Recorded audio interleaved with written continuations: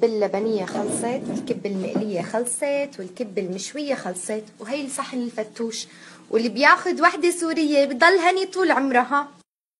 طبعا هذه خبزتنا، وهذا عيشنا، وهذه سلطتنا، وهذا السمن والعسل، واللي ياخذ غامدية يعيش متهني طول عمره.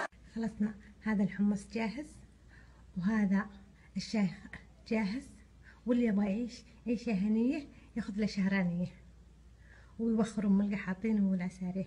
وشكرا. ورق عنب ملفوف وبيبدأ، واللي بياخذ قحطانية الله يجعلني اخذ ضيمه.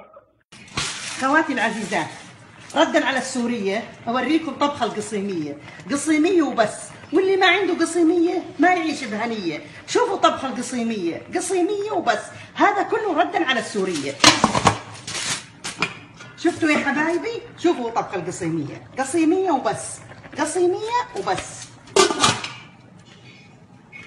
شايفين يا حبايبي؟ شايفين؟ قصيمية وبس، وأنا أقول قصيمية وجميع السعوديات والنعم فيهن والله، والحايلات. وسلامتكم.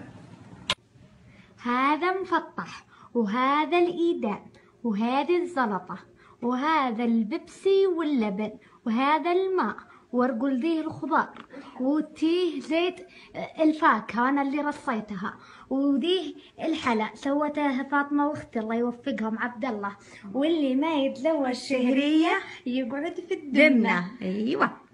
هذا دجاج كانتون خلص، وهذه الشعرية بدجاج كانتون خلص، وهذه المكرونة بالبشاميل خلص، واللي ياخذ له سباعية سعودية طول عمره بتهنى.